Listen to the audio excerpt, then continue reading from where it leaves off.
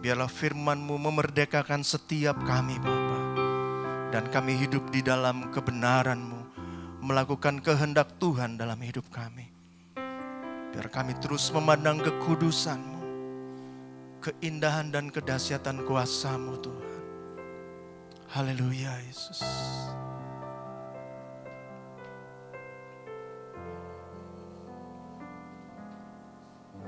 Bila ku pandang kekudusan-Mu, bila ku pandang keindahan-Mu, bila sekelilingku jadi pudar karena sinar-Mu,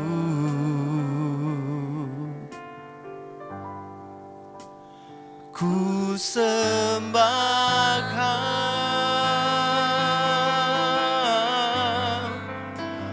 ku sembah Kau.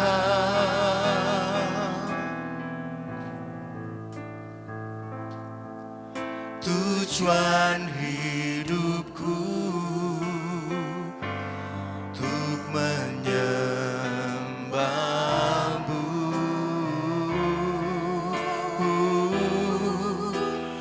Ku sembah Kau,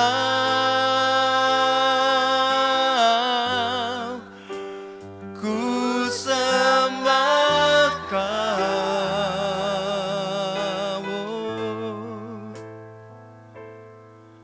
Tujuan hidupku untuk menyembah-Mu.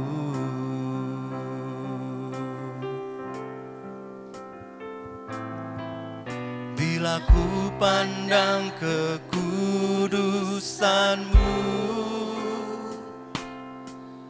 bila ku pandang keindahan-Mu, bila sekelilingku jadi pudar karena sinar-Mu,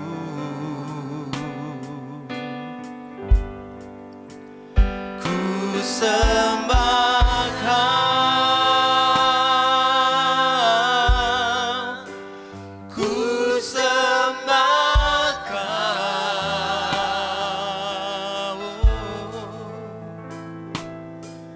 Tujuan hidupku untuk menyembah-Mu.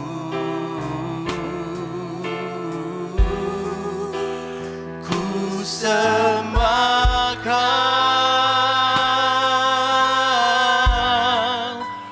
ku sembah Kau.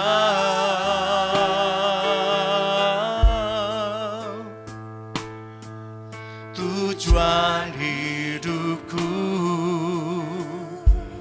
untuk menyembah-Mu.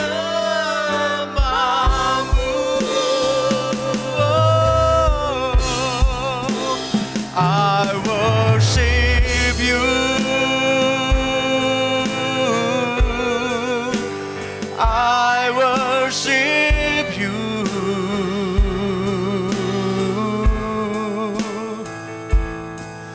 The reason I live is to worship You. I worship You, I worship You.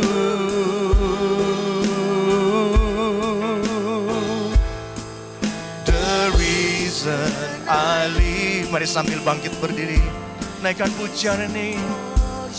Haleluya. I worship You, I worship You, I worship You.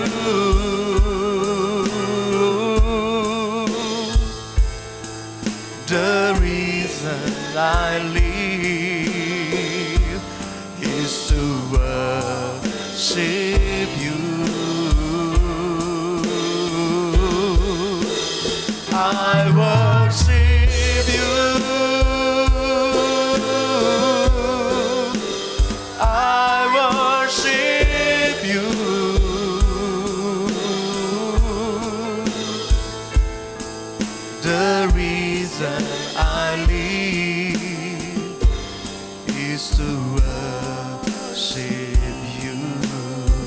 The reason I live,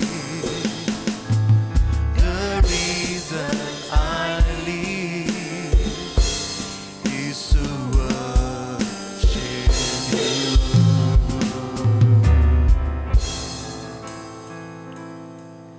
The reason I live is to worship you.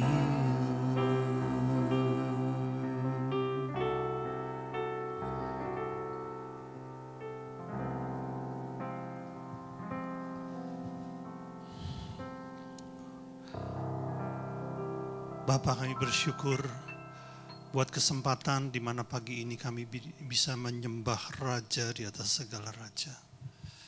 Terima kasih Tuhan, untuk anugerah-Mu yang besar dalam hidup kami. Saat ini kami minta kiranya Roh Kudus menjamah setiap kami, sehingga setiap firman yang tertabur di tanah yang subur, yang bertumbuh, berbuah 30, 60, bahkan 100 kali ganda dalam kehidupan kami. Mari Bapa, kami adalah umat kepunyaan-Mu. Di dalam nama Yesus kami berdoa, sama-sama kita katakan amin. Silakan duduk Bapak Ibu.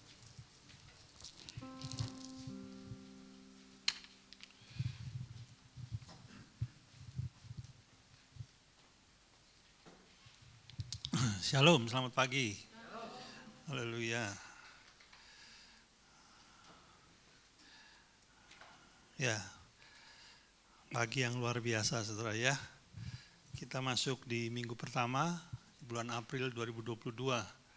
Saya percaya tahun ini masih ada hal-hal yang luar biasa yang akan terjadi dalam kehidupan orang percaya.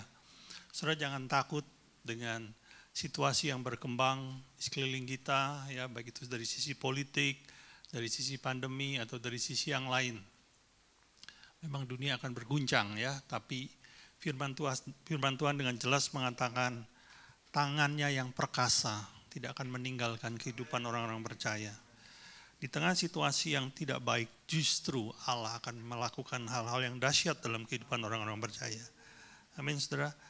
Saya menyampaikan ada sebuah rencana yang memang masih jauh akan kita kerjakan ya, yaitu kita akan mengadakan training di Sumba, tepatnya di Waingapu. Kita akan melatih hamba-hamba Tuhan ya, yang khususnya yang ada di desa-desa yang sudah diinjili oleh Pak Ham ya. Ada 22 desa yang sudah ada gereja, ada hamba-hamba Tuhannya di sana, dan bila Tuhan izinkan kita akan ke sana perlengkapi mereka untuk semakin maksimal bisa dipakai Tuhan di Sumba ya. Ada yang mau ikut? Amin. Mau ikut semua? Wih, dahsyat. Haleluya. Ya. Boleh kalau mau ikut. Baik, pagi ini kita akan membaca dari 2 Samuel pasal 6, mulai dari ayat yang kedua. 2 Samuel ayat 6, mulai dari ayat yang kedua. Agak panjang sedikit ya, ada 10 ayat yang kita akan baca. Nah, saya mengajak kita membaca bersama-sama saja, mulai ayat yang kedua. 1, 2, 3. Kemudian bersiaplah Daud lalu berjalan dari Baale Yehuda dengan seluruh rakyat yang menyertainya untuk mengangkut dari sana tabut Allah yang disebut dengan nama Tuhan semesta alam yang bertahta di atas kerubim. Mereka menaikkan tabut Allah itu ke dalam kereta yang baru setelah mengangkatnya dari rumah Abinadab yang di atas bukit. Lalu Usa dan Ahyo, anak-anak Abinadab, mengantarkan kereta itu. Usa berjalan di samping tabut Allah itu, sedang Ahyo berjalan di depan tabut itu. Daud dan seluruh kaum Israel menari-nari di hadapan Tuhan dengan sekuat tenaga, diiringi nyanyian, kecapi, gambus, rebana, kelentung, dan ceracap. Ketika mereka sampai ke tempat pengirikan Nakon, maka Usa mengulurkan tangannya kepada tabut Allah itu, lalu memegangnya karena lembu-lembu itu tergelincir. Maka bangkitlah murka Tuhan terhadap Usa, Lalu Allah membunuh dia di sana karena ketereran itu. Ia mati di sana dekat tabut Allah itu. Daud menjadi marah karena Tuhan telah menyebar Usa demikian hebatnya. Maka tempat itu disebut orang Peres Usa sampai sekarang. Pada waktu itu Daud menjadi takut kepada Tuhan. Lalu katanya, bagaimana tabut Tuhan itu dapat sampai kepadaku? Sebab itu Daud tidak mau memindahkan tabut Tuhan itu ke tempatnya, ke kota Daud. Tapi Daud menyimpang dan membawanya ke rumah Obed Edom, orang Gad itu. 3 bulan lamanya tabut Tuhan itu tinggal di rumah Obed Edom, orang Gad itu. Dan Tuhan memberkati Obed Edom dan seisi rumahnya. Diberitahukanlah kepada Raja Daud demikian, Tuhan memberkati rumah Obed Edom dan segala yang ada padanya oleh karena tabut Allah itu. Lalu Daud pergi mengangkut tabut Allah itu dari rumah Obed Edom ke kota Daud dengan sukacita. Ini adalah peristiwa yang mencatat ketika upaya Daud dalam memindahkan tabut Allah dari Kiryat Yarib untuk diboyong masuk ke kota Daud. Kota Daud yang dimaksud kota Daud di sini adalah Yerusalem.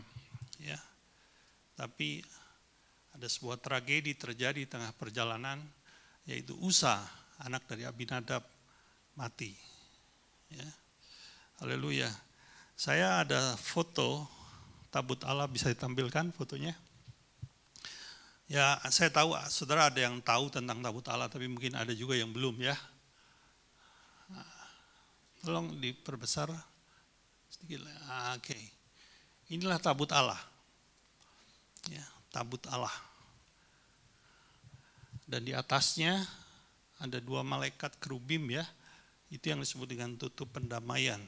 Saudara perhatikan di sebelah kiri dan kanannya ini ada tongkat kayu.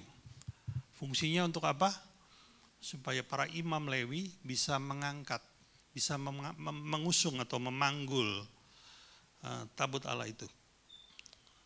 Dalam tabut Allah ini ada beberapa benda yang memang diperintahkan Allah untuk disimpan di dalamnya. Yang pertama adalah 2 loh batu yang berisi 10 perintah Allah. Lalu ada tongkat Harun yang bertunas ya. Itu sebenarnya suatu mujizat ya.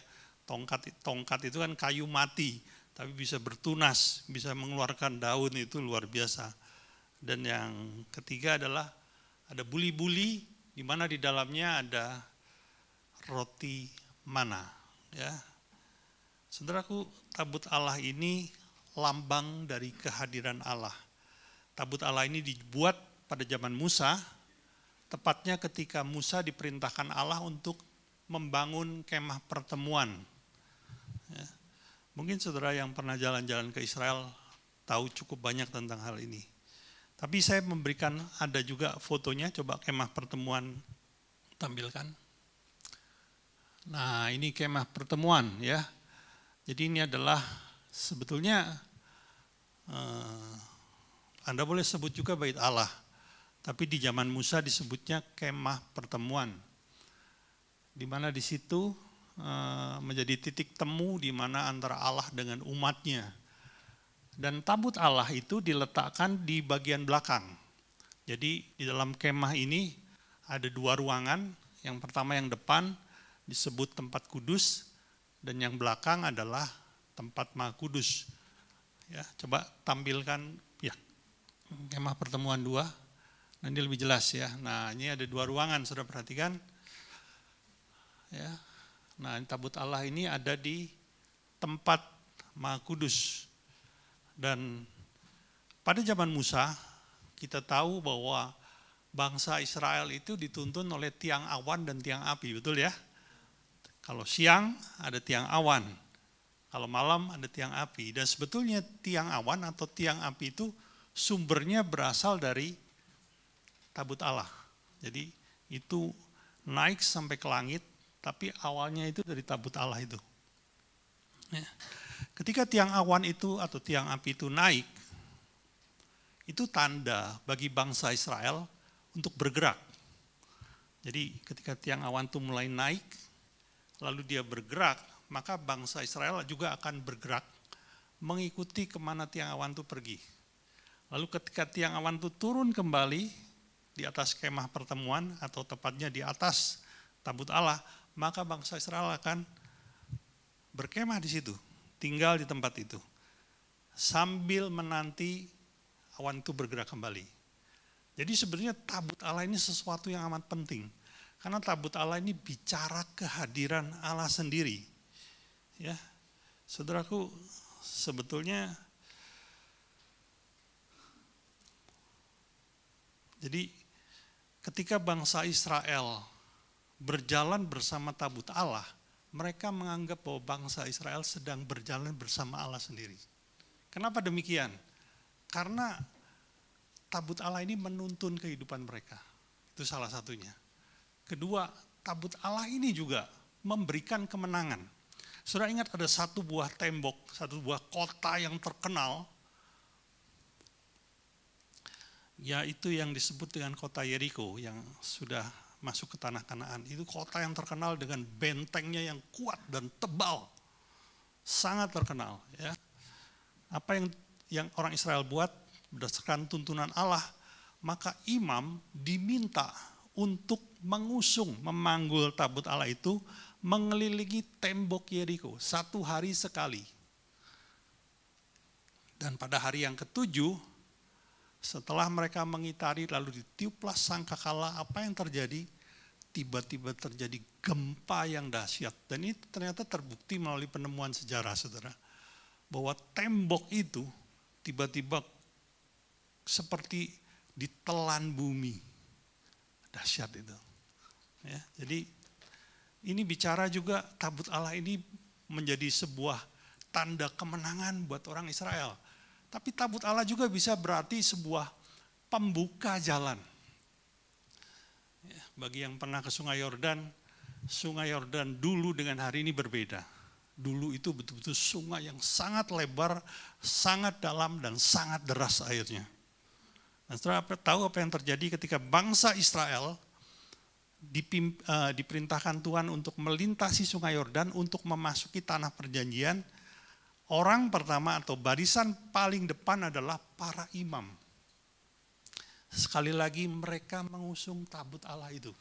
Dan ketika para imam menjejakkan kakinya di pinggir sungai, ya, jadi masih belum terlalu dalam, apa yang terjadi? Sungai itu berhenti mengalir dari hulunya. Sehingga dalam waktu singkat, Sungai Yordan yang harus diseberang itu menjadi kering. Ya, tabut Allah ini dahsyat. Ini bicara kehadiran Allah sendiri di tengah bangsa Israel.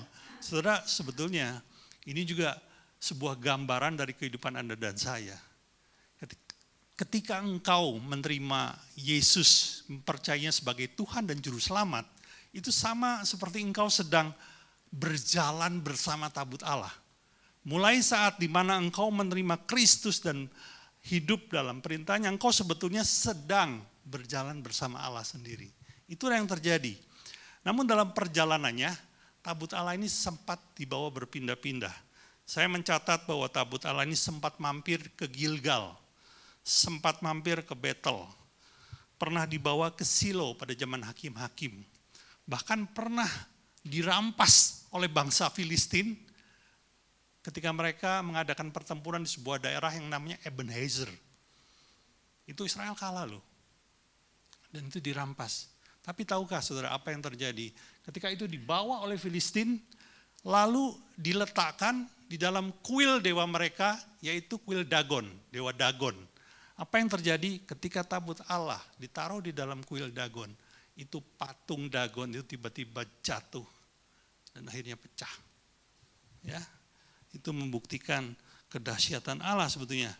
Dan setelah itu, pada zaman Daud, sebenarnya pada zaman Saul ya, kita tahu Saul itu memerintah sebelum Daud.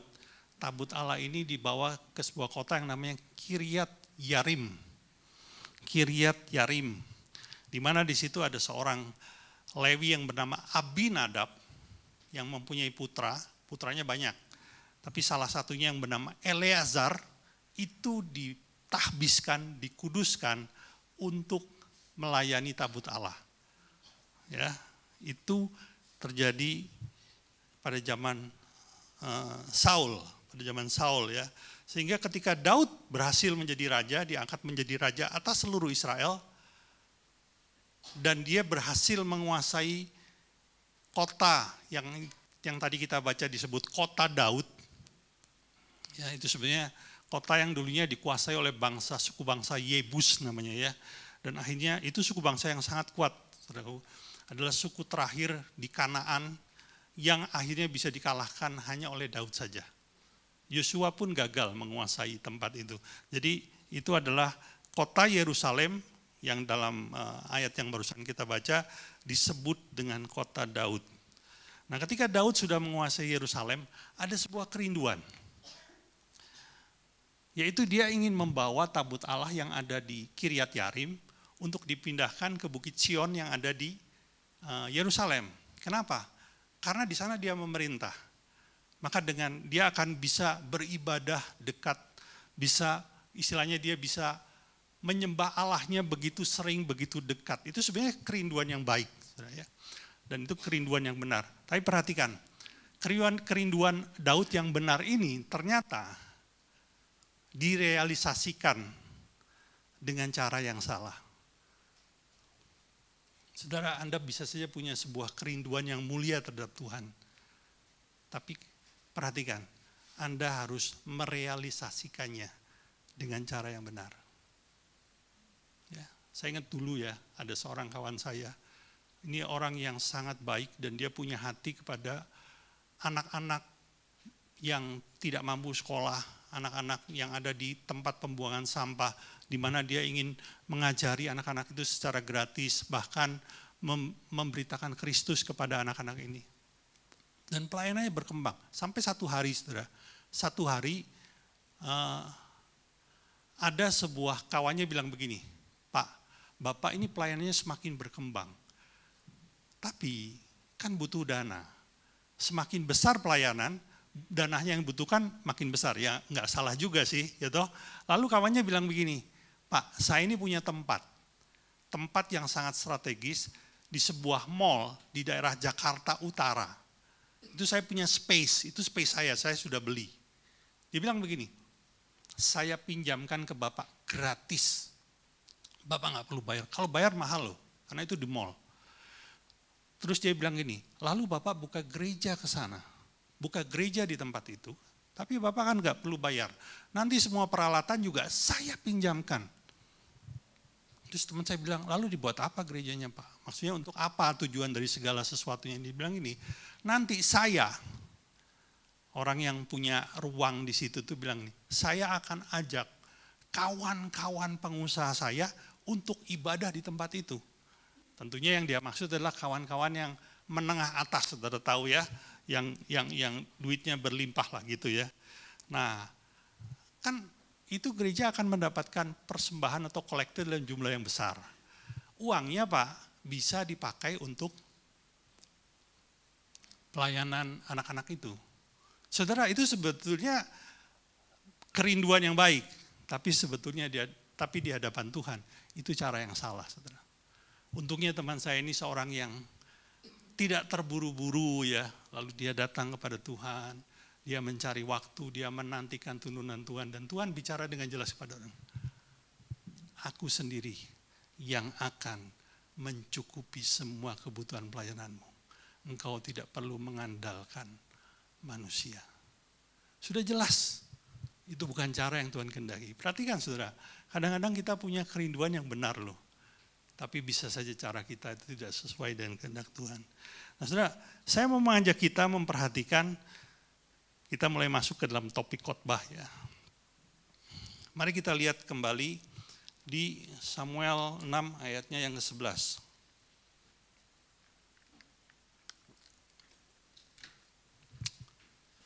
Oke, bunyinya begini. 3 bulan lamanya tabut Tuhan itu tinggal di rumah Obed Edom, orang Gad itu, dan Tuhan memberkati Obed Edom dan seisi rumahnya.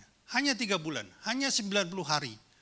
Tapi dampaknya itu luar biasa. Dikatakan Obed Edom diberkati, bukan saja Obed-Edom, istrinya, anak-anaknya, apapun yang dikerjakan di dalam rumah Obed-Edom, Tuhan buat berhasil. Dan peristiwa ini begitu nyata, kelihatan mata. Akibatnya apa? Bukan saja sedikit orang yang tahu, bahkan hampir seluruh orang Israel tahu. Artinya apa? Menghebohkan. Dan ini kan di Gad. Obed-Edom ini tinggal di Gad. Daud yang tinggal di Yerusalem sampai dengar kabar itu. Artinya memang menghebohkan, saudara. Ya. Di ayat 12 bunyinya begini. Diberitahukanlah kepada Raja Daud. Daud ada di Yerusalem. Demikian Tuhan memberkati seisi rumah Obed-Edom dan segala yang ada padanya. Oleh karena tabut Allah itu. Hanya 3 bulan saja, saudara. Tapi dampaknya luar biasa. Mungkin, saya nggak tahu ya, mungkin kalau Obed-Edom itu punya ternak, tiba-tiba ternaknya itu bisa melahirkan banyak anak, tidak seperti biasanya. Kalau dia mungkin punya bertani atau berkebun, itu tiba-tiba panennya melimpah ruah. Kalau ada misalnya ada orang sakit yang secara tidak sengaja dibawa ke rumah Obed-Edom, orang itu kok bisa sembuh di rumahnya Obed-Edom. Jadi hal-hal yang begitu dahsyat terjadi dalam rumah Obed-Edom. Ketika tabut Allah diletakkan di dalam rumah Obed-Edom, dampaknya dahsyat, men. Tapi saya mau ajak kita mundur sedikit ke belakang, yaitu ke Kiryat Yarim, rumah Abinadab, yaitu tempat tabut Allah sebelum diboyong ke Obed-Edom. Ya, kita lihat di Samuel pasal 7 ayat 1.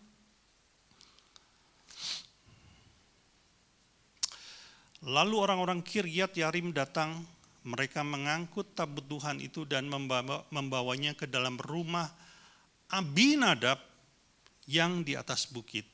Dan Eleazar anaknya mereka kuduskan untuk menjaga tabut Tuhan itu. Perhatikan ayat yang kedua. Sejak saat tabut itu tinggal di Kiryat Yarim, berlalulah waktu yang cukup lama, yakni 20 tahun. Dan Alkitab tidak mencatat terjadi apapun di rumah Abinadab. Bahkan secara nasional justru Israel mengalami tekanan pada zaman tabut Allah di rumah Abinadab.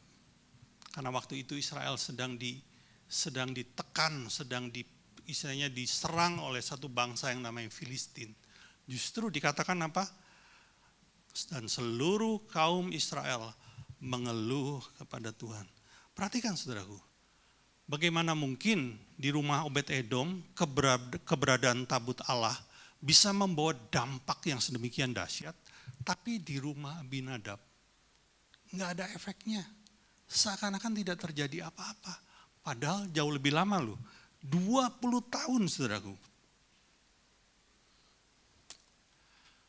Dan sayangnya peristiwa ini masih terjadi sampai hari ini. Ada orang-orang Kristen yang tipenya seperti Obed-Edom. Kehadiran Yesus dalam hidupnya memberikan dampak yang luar biasa. Di mana ketika dia menerima Yesus sebagai Tuhan, terjadi perubahan yang begitu nyata yang bisa dilihat oleh semua orang. Kalau dulu dia dianggap sebagai pecundang, hari ini dia bisa timbul sebagai pemenang. Kalau dulu dia dianggap sebagai troublemaker, pembawa masalah, sekarang menjadi berkat bagi orang lain. Kalau dahulu dia utangnya di mana-mana, sekarang justru memberikan pinjaman, bahkan menjadi berkat, menolong banyak orang. Saudara, saya ini punya teman dulu ya di Jakarta ya. Sayangnya kehidupannya nggak benar, seorang penjudi. Sering disebut sama teman-teman kita itu Tisani, tahu Tisani? Tipu sana, tipu sini, ya. Jadi sering disebut dengan enggak dipanggil namanya, tapi kadang-kadang dibicarakan tuh si Tisani datang tuh. Kenapa demikian, saudara? Karena memang hutangnya di mana-mana, saudara. Dan perkataannya itu nggak bisa dipercaya. Loh, istrinya sendiri loh nggak bisa percaya sama dia. Ya, kalungnya istrinya dijual, dipakai judi, cincin perkawinannya dijual. Saudara, akhirnya setiap kali dia datang ke temannya itu menganggap, ini nggak usah ditemui lah, ini orang cuma bawa masalah. Tapi tahu nggak saudara, satu hari ketika orang ini menerima Yesus, kehidupannya berubah. Orang ini bisa berhenti main judi, orang ini bisa bekerja dengan jujur, bahkan sekalipun dengan hasil yang kecil loh. Dia mau bekerja dengan jujur. Perkataannya bisa dipercaya, satu demi satu hutangnya dilunasi. Ya. Dan yang lebih dahsyat lagi apa? Hidupnya berubah, dia jadi berkat untuk banyak orang. Saudara, ini tipe orang Kristen Obed-Edom. Kehadiran Yesus dalam hidupnya membawa dampak yang dahsyat dan luar biasa. Bisa dilihat banyak orang. Tapi di lain sisi, hari ini juga ada di sekeliling kita, tipe orang Kristen Abinadab atau Eleazar. Sekalipun orang itu sudah terima Yesus, nggak ada bedanya. Jadi orang ini sebelum terima Kristus, sebelum percaya Yesus, sebelum jadi orang Kristen, dan setelah jadi orang Kristen, nggak ada beda ya, gitu-gitu juga. Nggak ada perubahan apa-apa. Seakan-akan kehadiran Yesus itu tidak membawa dampak apa-apa dalam hidupnya. Sebetulnya memprihatinkan ya, kalau kita lihat seperti itu ya. Oleh karena hari ini saya mau mengajak kita melihat dua hal saja. Apa sih yang dibuat Obed-Edom? Sehingga kehadiran tabut Allah itu memberi dampak yang dahsyat dalam hidupnya. Ya. Yang pertama, ini kita masuk ke poin utama. Yang pertama, mari kita perhatikan 1 Tawarik 13 ayat yang ketiga.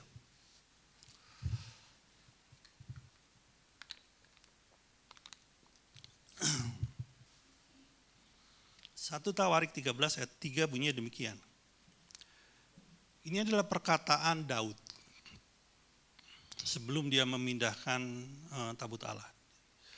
Dia bilang begini, baiklah kita memindahkan tabut Allah kita ke tempat kita, sebab pada zaman Saul kita tidak mengindahkannya. Kita tahu Saul berkuasa tepat sebelum Daud, ya.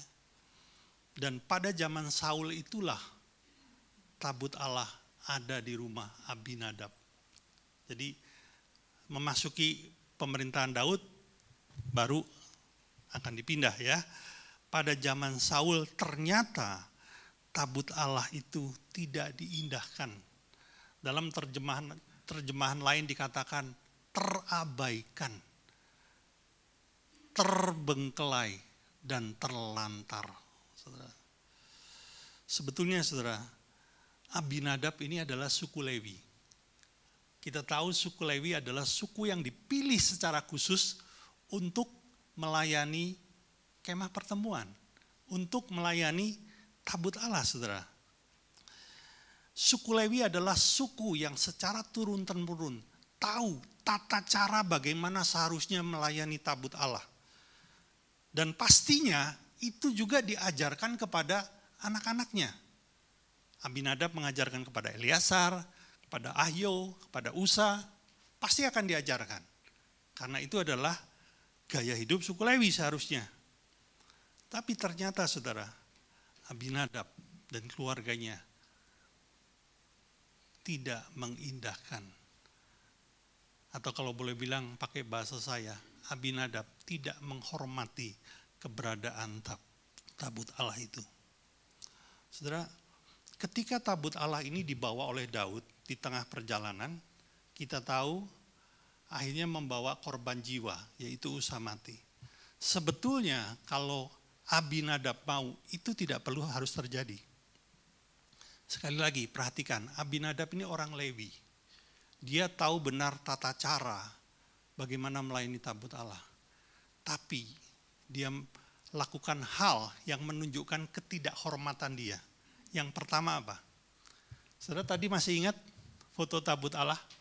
Coba tolong tampilkan lagi foto tabut Allah.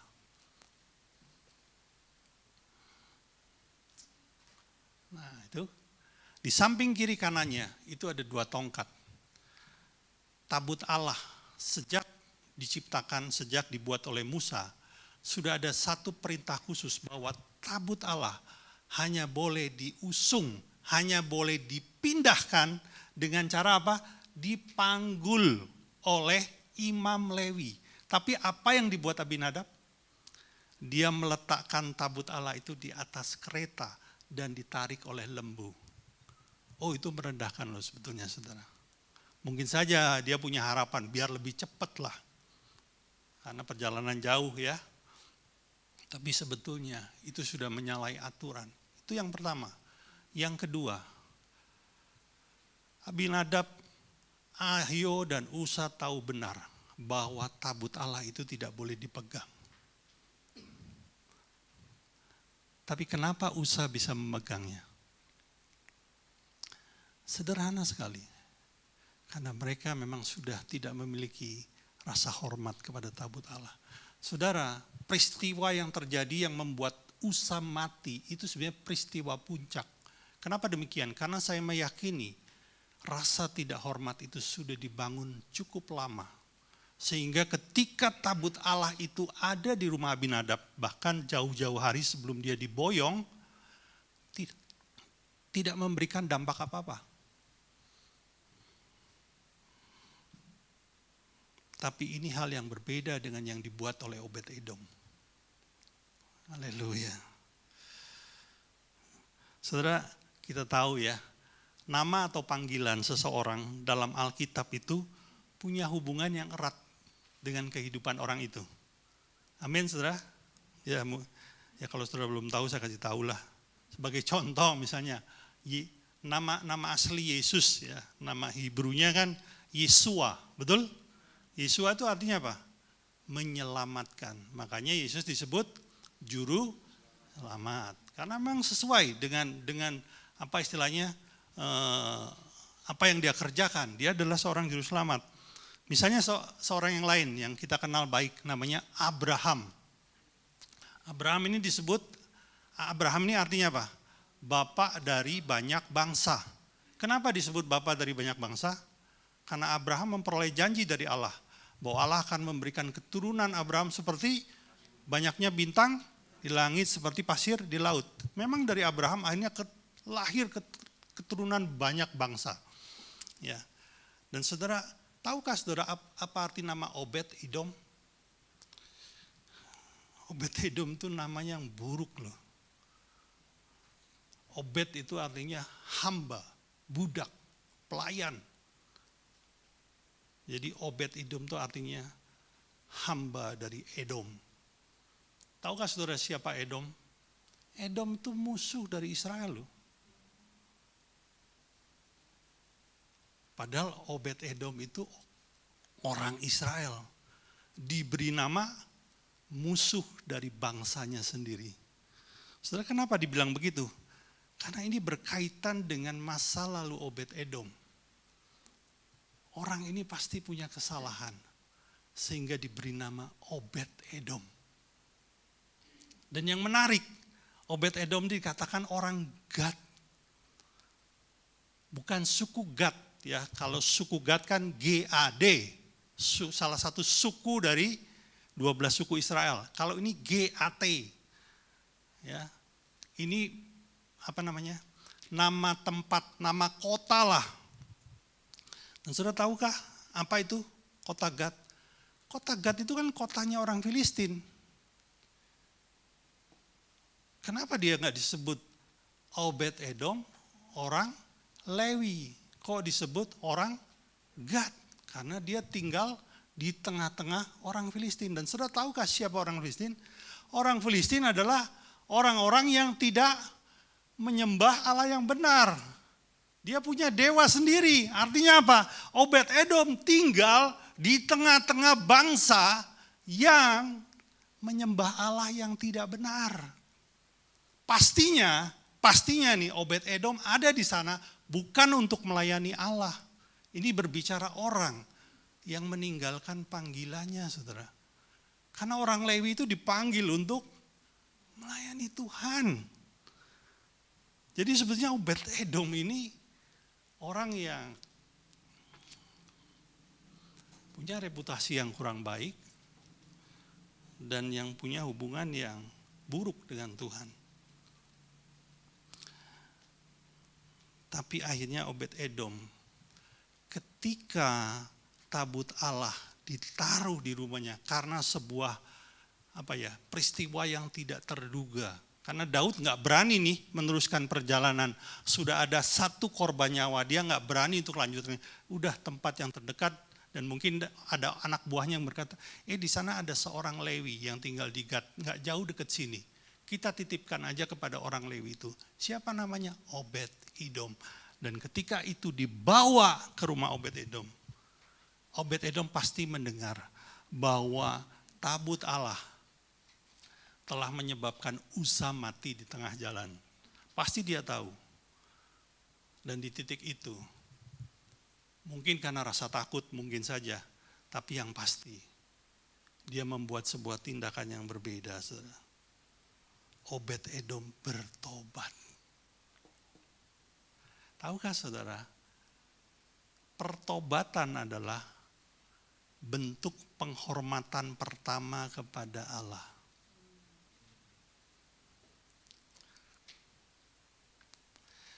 Saya ini pernah satu kali mampir ke sebuah tempat yang menjual cuy mie ayam gitu ya. Kebetulan yang menjual itu teman saya mampir dan ketika saya makan di sana tiba-tiba ada seorang bapak nggak terlalu tua lah, saya perkirakan usianya belum mencapai 30 tahun, masuk juga. Dia ikut makan dan ternyata orang ini kenal dengan si pemilik warung ya. Bilang, Pak Hari ini saya kenal ini. Ini pelayan Tuhan loh Pak Hari, ini hamba Tuhan katanya gitu. Ya, dia melayani tapi sebagai penginjil, dia keliling kemana-mana. Jadi dia bukan gembala gitu. Oh iya saya kenal. Tapi ketika saya kenalan ada sesuatu yang aneh saudara. Jadi Bapak ini memperkenalkan dirinya, dia cerita apa saja yang dia kerjakan dalam pelayanannya. Sambil tangannya memegang rokok yang masih menyala berasap begitu ya. Sebenarnya ini bukan orang yang menghormati Tuhan.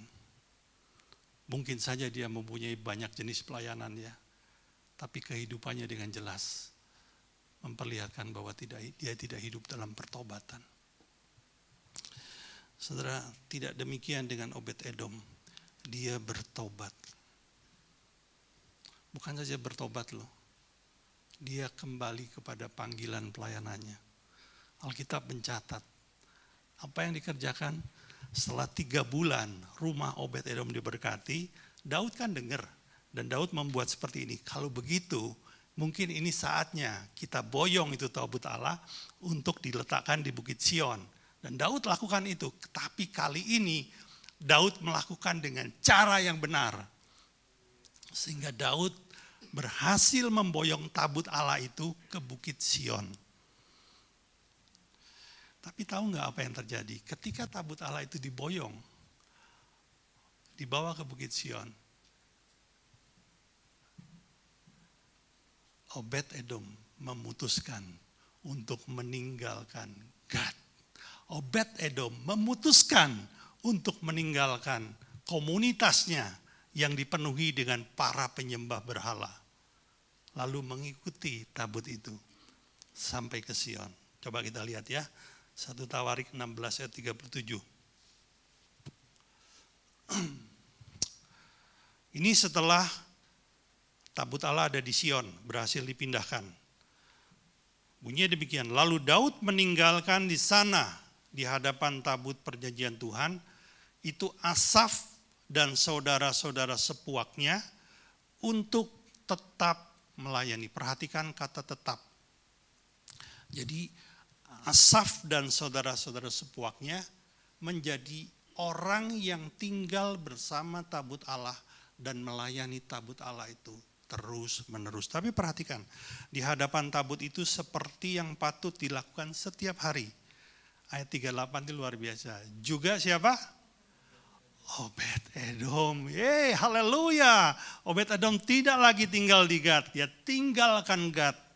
Dia kembali kepada Allah. Ini bicara pertobatan sebetulnya. Sekali lagi saudara, yang membuat Obed Edom diberkati adalah penghormatannya kepada Allah. Dan pertobatan adalah bentuk penghormatan kepada Allah, saudara.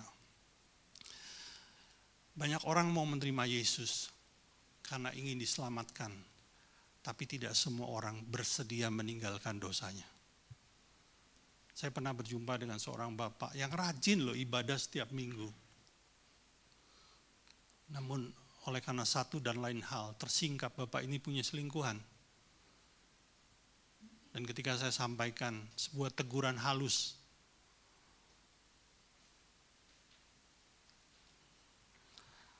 dia tidak bersedia untuk meninggalkan dosanya. Ya, yaitu bukan menghormati Tuhan, saya pikir.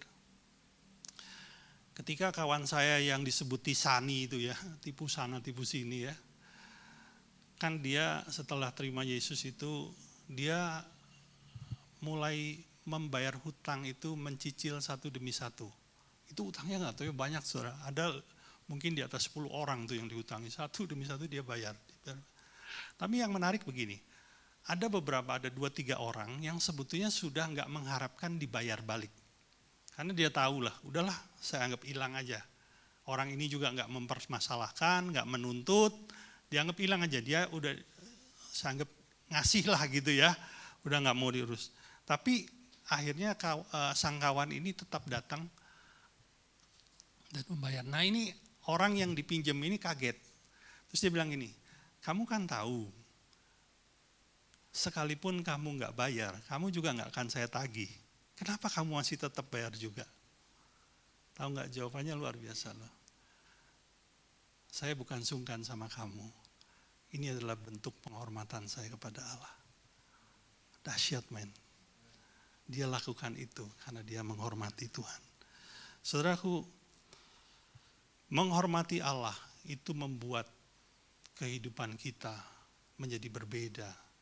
Kehadiran Yesus akan memberi dampak yang dahsyat kepada orang-orang yang bersedia menghormati kehadiran Allah. Yang kedua, ini yang terakhir, saudara ya, benar-benar terakhir, ya.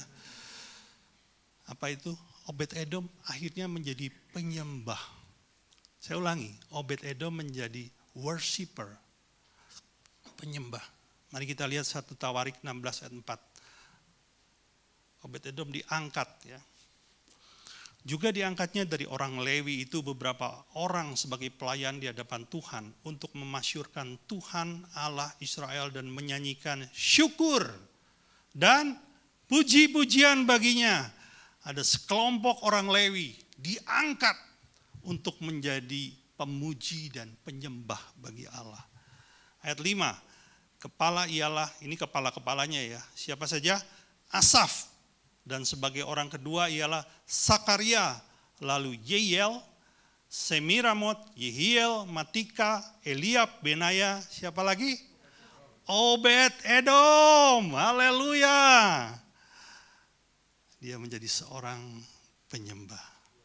Saudara, Obed Edom tidak berhenti pada menghormati Tuhan saja. Tapi dia bergerak lebih jauh lagi, yaitu mencintai Tuhan. Anda bisa saja menghormati satu pribadi, tapi tidak mengasihinya, betul? Tapi ketika seseorang mengasihi satu pribadi, dia pasti menghormatinya. Itu lebih tinggi dari sekedar penghormatan. Dan orang yang mencintai satu pribadi atau mencintai Tuhan, dia juga pasti suka menyembah Tuhan. Karena penyembahan adalah bagian yang tak terlepaskan dari kehidupan seorang yang mengasihi Allah. Saudara mau jadi penyembah? Kalau kita mau lihat seseorang itu penyembah apa bukan, jangan lihat di gereja saudara. Kalau di gereja mah semua orang menyembah Tuhan. Mana ada di gereja, saya nggak mau nyembah Tuhan kali ini Pak, saya mau baca komik aja di gereja. Nggak ada kan, sungkan sama saya paling nggak kan gitu ya. Kalau kita mau tahu orang itu seorang penyembah itu apa? Dalam kehidupan pribadinya, di mana? Di rumahnya. Dalam kehidupan sehari-harinya. Apakah kamarnya menjadi tempat pertemuan bagi dia dengan Allah?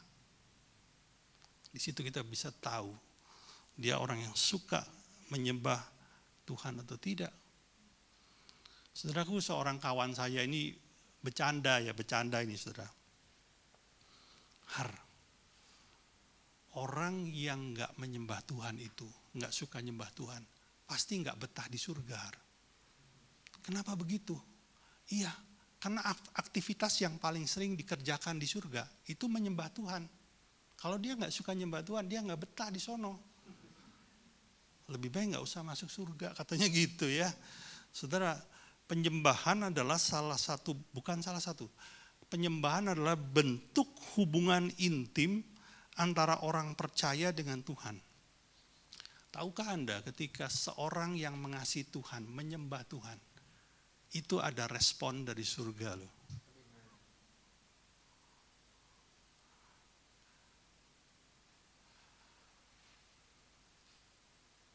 Kalau sekedar kita butuh nyanyian yang dikeluarkan dengan suara yang merdu, ya, mungkin Tuhan akan cari penyembah di mana, saudara?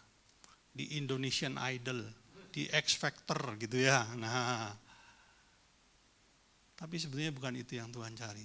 Dasarnya adalah hati yang mencintai Tuhan. Ketika orang itu menyembah dengan hati yang mencintai Tuhan, nah itu yang membuat berbeda. Ada respon surgawi. Ada seorang rekan hamba Tuhan, satu kali ya dia melayani di sebuah tempat, saudara. Melayani, dan dia melayani hanya dalam bentuk pujian sederhana. Jadi dia menyanyikan 1-2 lagu. Dan di tempat itu ada 2 orang. Yang satu adalah seorang ibu yang datang dalam kondisi sakit karena menderita kanker payudara.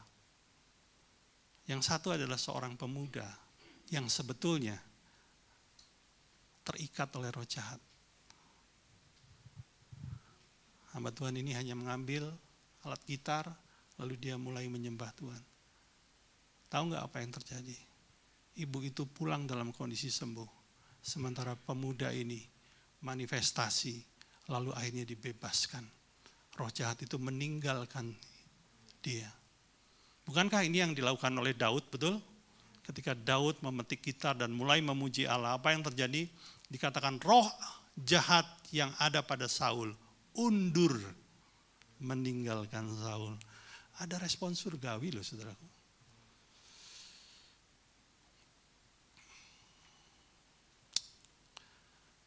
Dan ini terjadi pada Obed-Edom. Akhirnya bukan saja Obed-Edom, istrinya, bahkan keturunan Obed-Edom diberkati oleh Tuhan. Kita lihat coba di 1 Tawarik 26 ayat 6, yang ini mungkin belum ada, coba di itu ya. 1 Tawarik 26 ayat 6.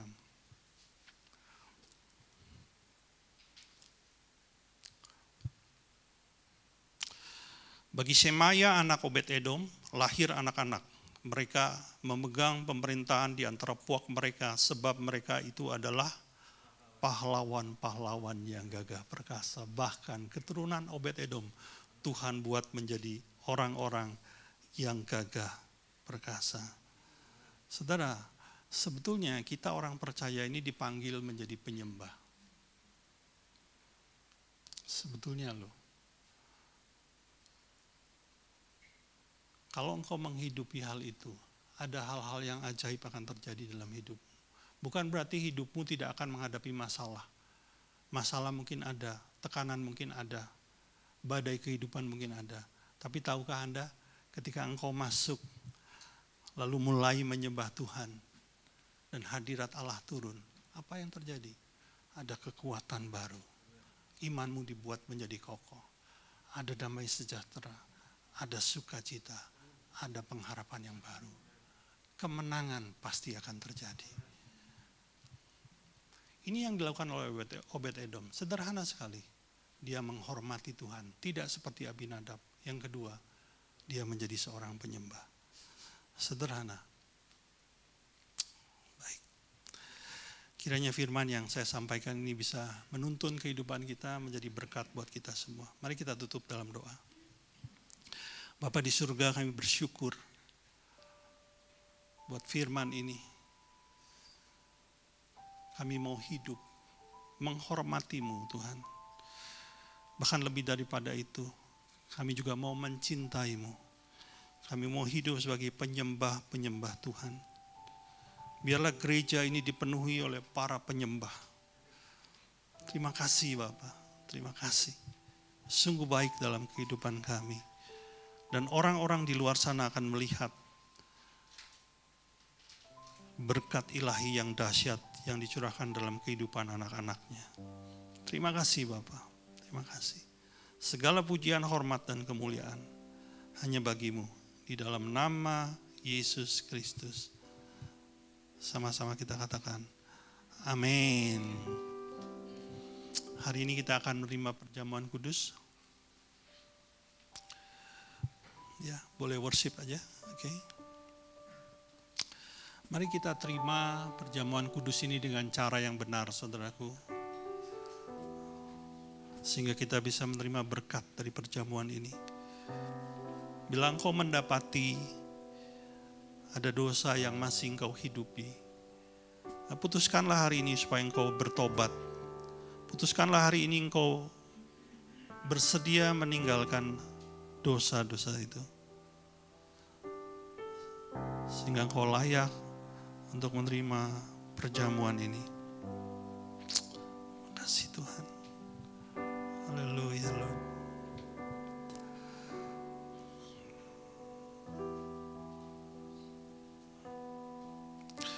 Saya persilahkan para hamba Tuhan untuk membagikan anggur dan roti.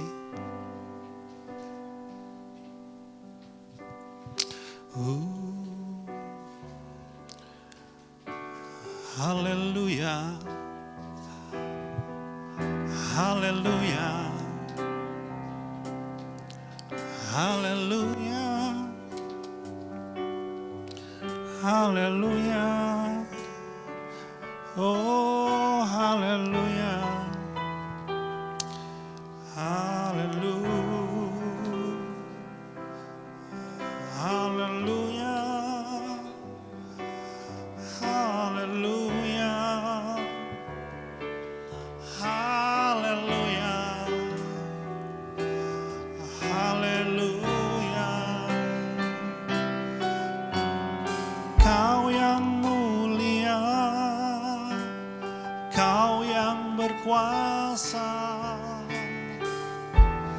Kau Raja atas hidupku.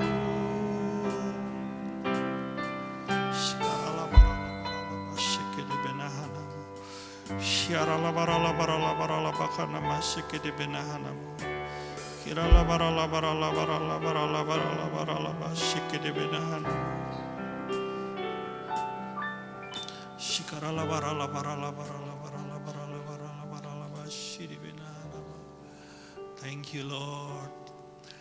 Terima kasih Tuhan. Terima kasih Bapa. Terima kasih Yesus. Terima kasih.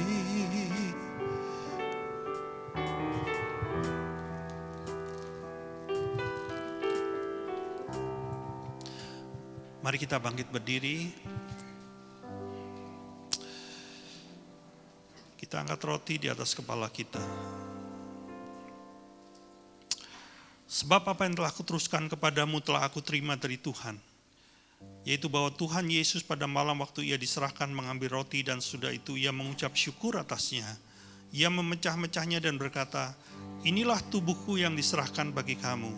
Perbuatlah ini menjadi peringatan akan aku.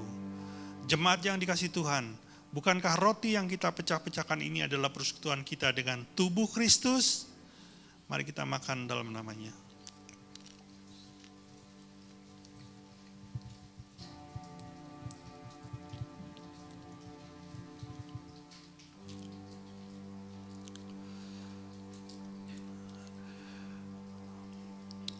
Mari kita angkat cawan di atas kepala kita. Demikian juga ia mengambil cawan sudah makan lalu berkata, cawan ini adalah cawan perjanjian baru yang dimeteraikan oleh darahku. Perbuatlah ini setiap kali kamu meminumnya, menjadi peringatan akan aku. Bukankah cawan pengucapan syukur yang atasnya kita ucapkan syukur adalah persekutuan kita dengan darah Kristus? Mari kita minum dalam namanya.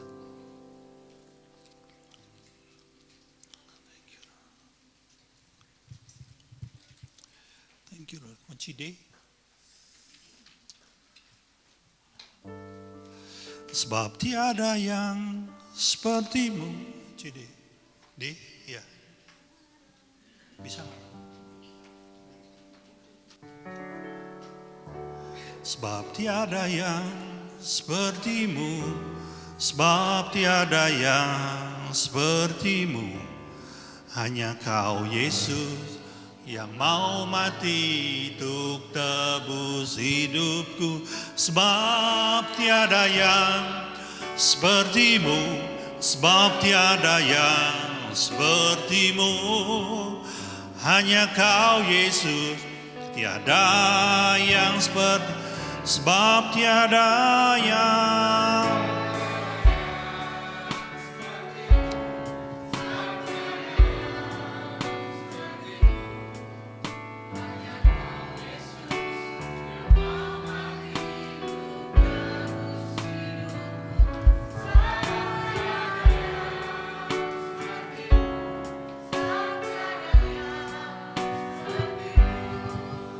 hanya Kau Yesus, tiada yang sepertimu, hanya Kau Yesus.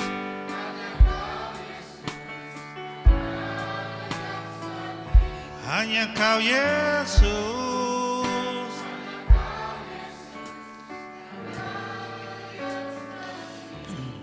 Bapa, kami mengucap syukur buat firman-Mu. Kami mengucap syukur buat perjamuan kudus. Sungguh Kau baik dalam hidup kami. Mari terus berkarya dalam kehidupan umat-Mu di tempat ini Tuhan. Sampai tuntas semua rencana-Mu atas hidup kami. Segala pujian, hormat, dan kemuliaan hanya bagi-Mu. Di dalam nama Yesus Kristus. Sama-sama kita katakan amin. Silakan duduk Bapak Ibu, kita akan dengarkan pengumuman.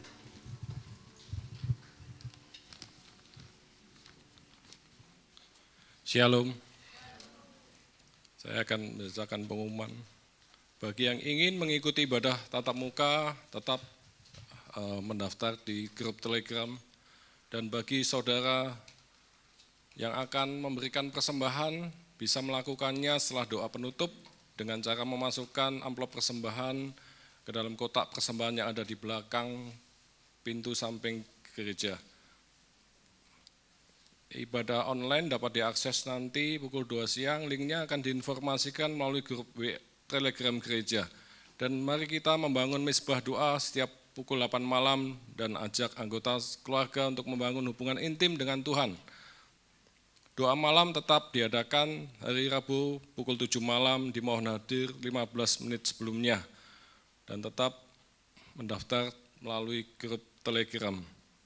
Dan mari kita undang Bapak Ibu untuk bangkit berdiri, kita tutup ibadah pagi ini dengan doa. Bapa di dalam surga, terima kasih Tuhan Yesus. Terima kasih buat berkat yang Kau beri, Kau percayakan kepada setiap kami. Ajar kami memberi dengan hati yang penuh sukacita untuk kemuliaan nama-Mu Tuhan. Terima kasih Tuhan, di mana kami boleh hadir dalam ibadah pagi ini. Ini kemurahan-Mu, ini anugerah kasih-Mu. Kami boleh memuji, menyembah-Mu, merasakan hadirat-Mu. Terima kasih Tuhan buat tuntunan-Mu pagi ini. Terima kasih Tuhan, apa yang boleh kami terima dan kami dengar. Terima kasih Tuhan Yesus. Engkau mengingatkan Tuhan melalui khotbah pagi ini Tuhan. Untuk setiap kami boleh berkomitmen menjadi kelompok orang-orang Kristen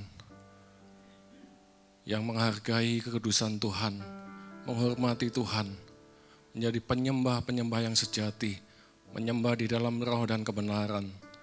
Makasih Tuhan Yesus, biarlah hidup kami Tuhan boleh berdampak, membawa pengaruh, membawa perubahan di setiap sekeliling kami Tuhan.